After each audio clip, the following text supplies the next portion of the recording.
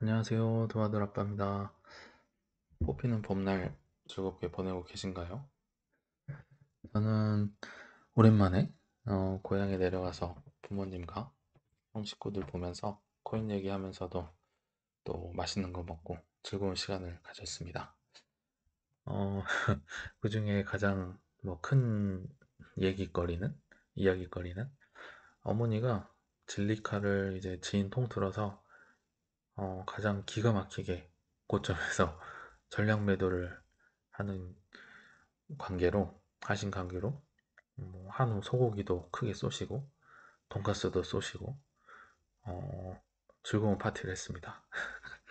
그래서 여러분들도 어, 다른 코인은 가만히 있는데 내 거 일부만 뭐 50%, 100% 또는 200% 크게 튄다 싶으면 뭐 분할 매도를 하시고 그걸로 뭐 소고기를 사 먹든지 뭐 사고 싶은 걸 사시든지 어찌됐든 출금을 해서 어, 하고 싶은 걸 하시고 플렉스를 하는 게 어떨까. 물론 투자를 하는 것도 좋은데 지금은 그런 시점보다는 이제 조금씩 나와야 될 시점이 아닌가 개인적으로 그렇게 생각을 합니다. 그래서 어, 일단 저희 가족 근황을 전해드렸고요. 본론에 앞서서 이제 몇 개 주요 기사들 보실 만한 것들을 좀 짚고 넘어가겠습니다. 이전 글에서는 그레이트 리셋, 그러니까 큰 폭락이 있기 전에 한두 번에 좀 상승이 올 것이고, 그래서 그때 잘 빠져나와야 된다.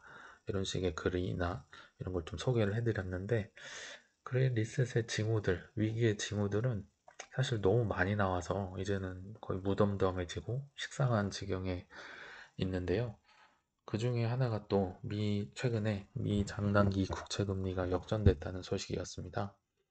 뭐 워낙 유명한 사건이라 뭐 유튜브나 기사에서 많이 보셨겠지만 요약을 하자면 10년 미국의 국채 금리가 2년 국채 금리보다 낮아져 버린 겁니다. 원래는 10년이나 기다려야 되는데 이게 당연히 2년보다 높은 게 정상이잖아요. 근데 미래가 어둡다 보니까 이 10년짜리가 더 낮아져 버린 거예요. 2년 만기가 더 높아지는. 그러니까 이거를 그냥 보고 넘기기에는 경기 침체의 신호로 좀 객관적인 신호로 쓰이니까 좀 집중해서 보실 필요가 있고요. 어, 딱 세 번 있었습니다. 이렇게 국채 장단기 금리가 역전된 후에 금융위기가 크게 온 게 세 번이 있었는데 한 번은 장단기 금리 역전된 지 422일 후 2001년에 닷컴 버블이 붕괴된 적이 있었고 571일 후에는 2007년 서브프라임 모기지 금융위기가 있었고 163일 후에는 2020년 코로나발 폭락이 있었습니다. 뭐 100%란 건 없고 장담할 수는 없지만 상식적으로 이렇게 10년짜리가 2년짜리보다 금리가 낮아졌다는 거는 향후 뭐 1, 2년 내로 미래가 굉장히 어둡다 이런 신호로 보는 게 일반적이라고 생각이 됩니다. 그리고 뭐 다 가져오진 않았지만 기사들이 너무 많습니다. 안 좋은 기사들. 지금 뭐 탄소 중립 때문에 유전 개발이 급감해서 3차 오일 쇼크가 오고 있다. 지금 이런 게 너무 많이 나왔죠. 비슷한 류의 기사가. 예를 들면 코로나와 함께 튀어나온 이 탄소 중립, 탄소 감축, ESG, 중대재해법, 그리고 뭐 물류 대란, 뭐 노조 파업, 뭐 아마존도 뭐 갑자기 노조를 만들었고 요소수 대란, 반도체 대란, 이제 뭐 식품 대란 이런 게 왜 이렇게 코로나로 힘들고 전쟁 위기까지 있는데 왜 갑자기 쏟아져 나올까요? 공짜 돈은 줘서 또 일은 안 하고 여기 보시면 코로나로 셀 오일 일손이 없다고 합니다. 이게 뭐 돈이 있는데도 살 수도 없고 왜 이렇게 위기의 상황에서 몰아서 이런 게 나올까요? 물론 환경을 생각하는 마음은 좋은데 음, 제가 볼 때는 금융 세력들이 그레이트 리셋을 위해서 크게 큰 그림을 짜고 준비하고 있는 게 아닌가. 물론 음모론일 수도 있는데 저는 그렇게 생각을 합니다. 그래서 여기까지 하고 일단 넘어가겠습니다. 음, 이 와중에 이제 로버트 기요사키 유명하신 분은 트윗을 또 날립니다. 나는 2008년 위기에서도 3천억에 약 3천억, 정확히는 3,400억 정도의 어, 빚을 내신 것 같아요. borrow라고 썼으니까. 그래서 이 본인이 좋아하는 부동산을 많이 사셨다. 바이 더 딥을 하신 거죠. 근데 그런 위기가 지금 또 오고 있다. 그래서 time to get smart. 똑똑해져라. 그리고 부자가 될 기회가 있다. 이렇게 우리를 좀 각성시키는 그런 차원의 트윗을 날리는데요. 뭐 저도 동의합니다. 일부 동의를 하고요. 근데 그럼에도 불구하고 코인 쪽에는 좋은 뉴스들도 많이 있습니다. 제가 몇 개만 가져와 봤는데 한국을 대표하는 기업 카카오도 어, 일본의 코인 거래소를 사버렸습니다. 물론 해외에 진출한다, 그리고 뭐 코인이나 블록체인 기술이 발전한다, 이런 취지에서 똑똑하신 분이 사신 거겠죠. 그래서 아직도 미래는 코인의 미래는 밝다, 이렇게 생각이 될 수 있고요. 이거는 되게 좀 당황스러운데 캘 수 있는 코인이 10% 남았다, 200만 개 남았는데 새삼스럽게 그걸 갑자기 내면서 대세 상승한다, 뭐 심한 기사에는 무조건 상승한다, 뭐 이렇게 나오면서 항상 급등했다. 다음 시기는 뭐 이때다. 뭐 이런 식으로 지금 기사가 나오는데요. 음, 그러니까 지금 뭐 큰 하락이 오기 전에 갑자기 뭐 또 상승도 있다. 뭐 이런 얘기 때문에 혼란스러울 수 있는데 정리를 하자면은 큰 하락이 오기 전에 어쩌면 당분간 오지도 않을 어느 정도의 큰 상승이 온다고 저는 보고 있기 때문에 그 시기가 온다면 잘 빠져나와야 한다는 취지에서 기사라든지 트윗 해석을 이 정도에서 마무리를 해볼까 합니다. 투자 판단은 근데 본인이 하시는 겁니다.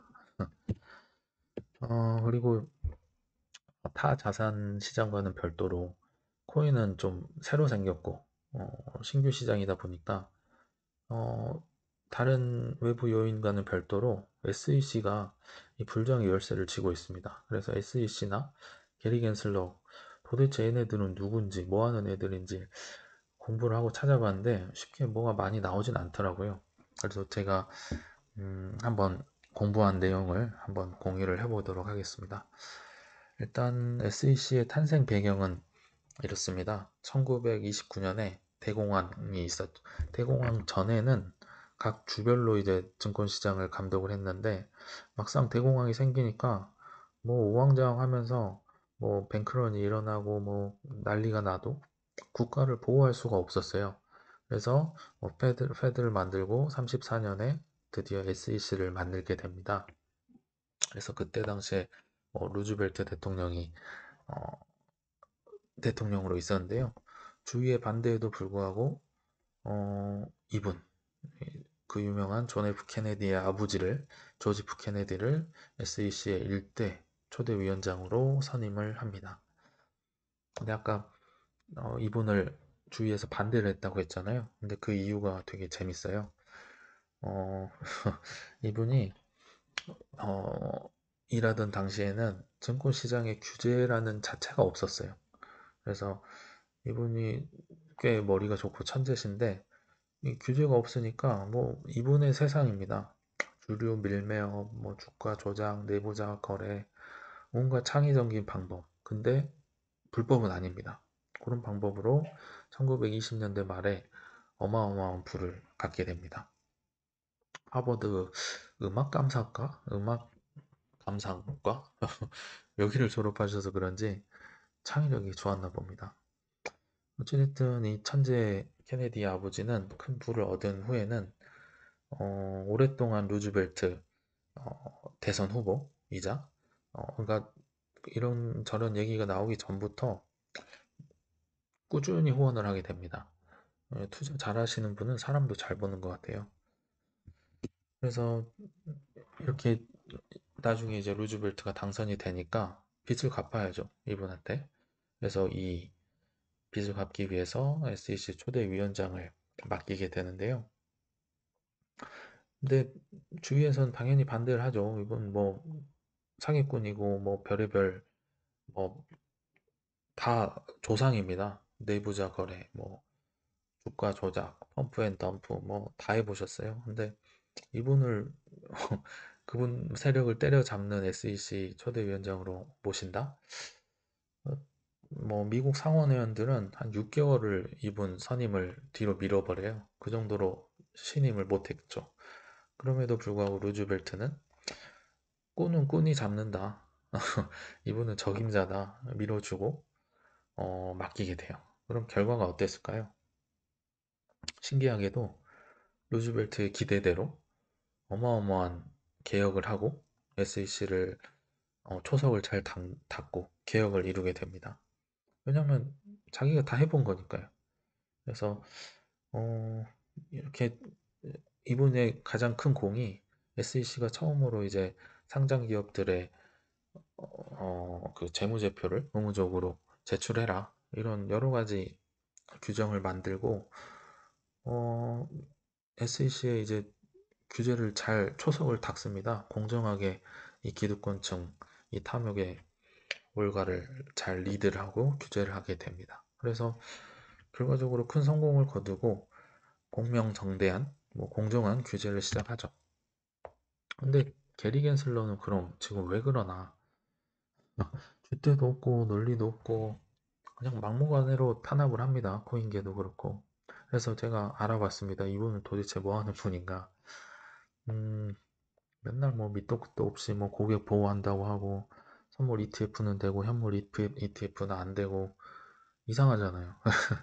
그래서 이 문제를 제가 한번 알아봤는데 57년생이고 유대계 미국인입니다. 그리고 일반인들한테는 MIT 교수, 블록체인을 가르쳤다고 해서 많이 알려졌는데요.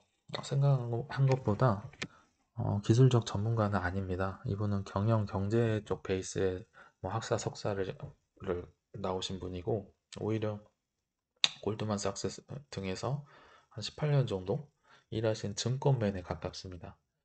예전에 도쿄에서 일하신 적도 있는데 이건 조금 이따 설명드리고 어찌됐든 생각보다는 기술적인 분은 아니다. 근데 리플을 이제 기술적으로 볼 때 증권이라고 얘기를 하시기도 하는데 그 정도는 아니다. 그리고 뭐 재무차관보나 CFTC에서 근무한 뭐 경력이 있는데요. 이 정도로 하고 이제 이분의 줏대 없음을 보여주는 두 가지 증거를 제가 한번 가져와 봤습니다.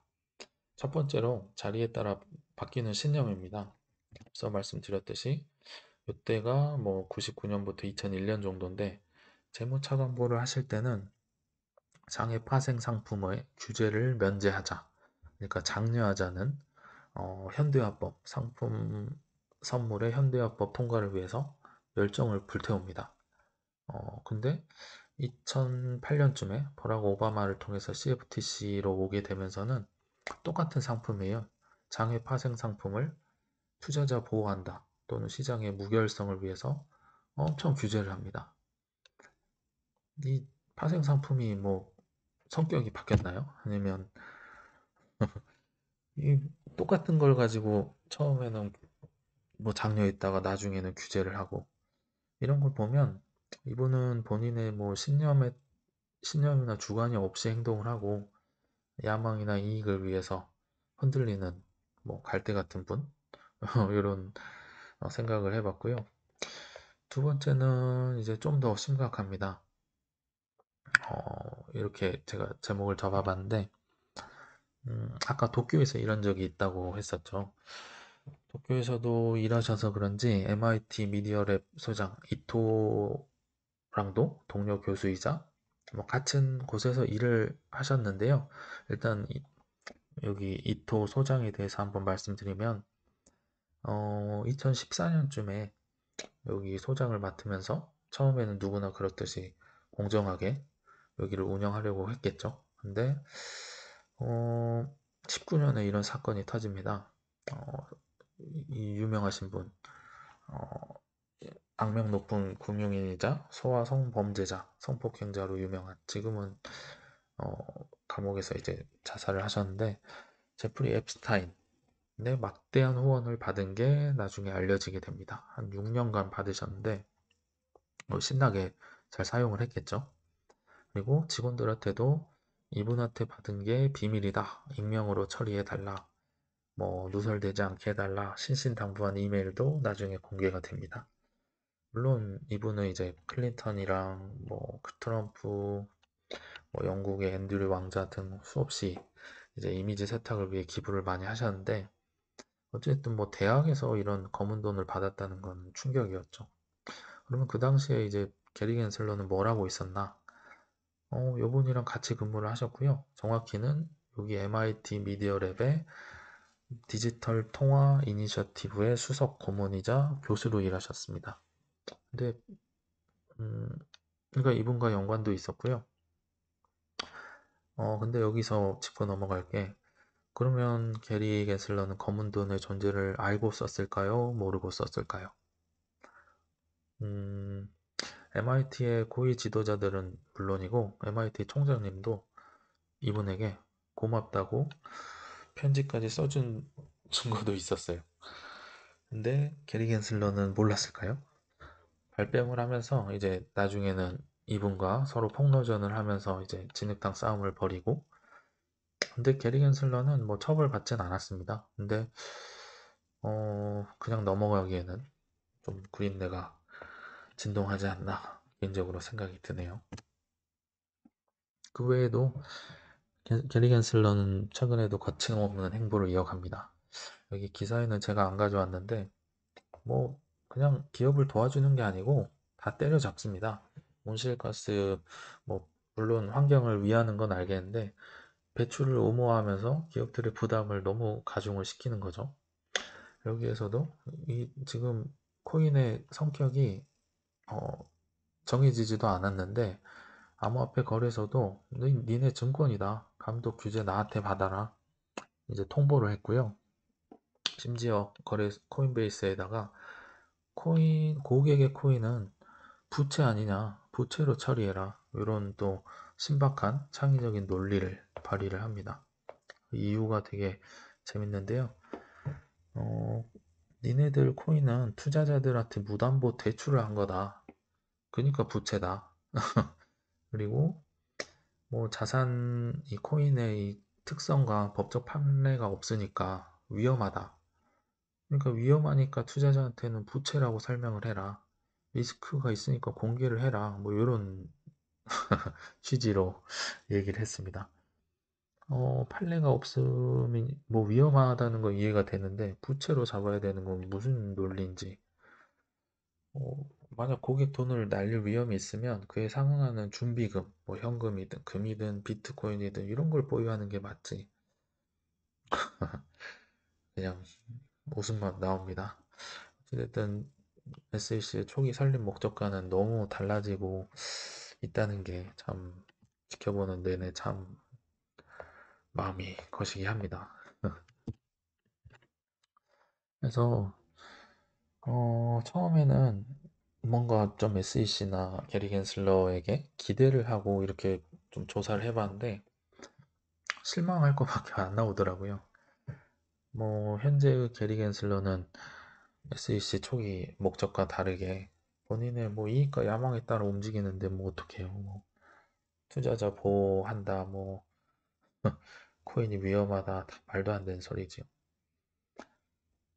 그럼에도 불구하고 SEC가 리플 소송이나 현물 ETF 등의 이 불량의 열쇠를 쥐고 있는 건 확실합니다. 근데 열어줄 시기는 도무지 모르겠어요. 그 열쇠를 열 시기를 모르겠습니다. 그나마 리플 소송이 이제 법정 소송으로 번지면서 법조인에 의해서, 타인에 의해서 이제 판단이 되기 때문에 조금은 뭐 좀 공정하고 빠른 결과가를 기대를 할 수도 있지 않을까 생각은 되는데, 어찌됐든 모르겠어요. 네, 그럼에도 불구하고 이제 영상을 만든 이유는 그래도 좀 알고 그들의 성격을 알고 기다리자는 차원입니다.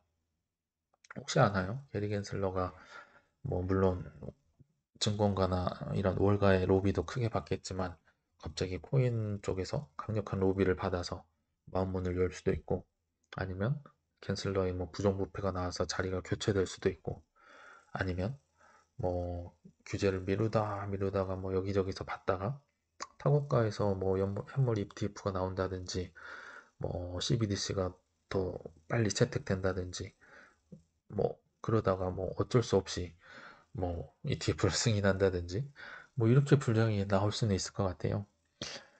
즉, 뭐 정상적인 방법이 아니라 외부 변서가 크게 생기거나 뭐 로비를 크게 받거나 뭐 이래야 나올 수 있다. 뭐 이렇게 저는 요거밖에 생각이 되지는 않더라고요. 그럼에도 불구하고 뭐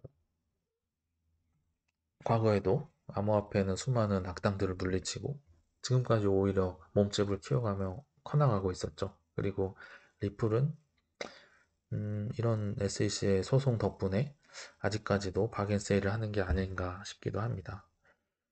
어, 그래서 길고 긴 혈투지만은 결국은 우리의 코인들이 이런 악당들을 물리치면서 얼마나 성장할 수 있을지 한번 지켜보는 것도 믿고 지켜보는 것도 관건이고 기대를 해보지 않을까, 기대를 할 만하지 않을까 싶습니다. 긴 영상 시청해 주셔서 감사합니다.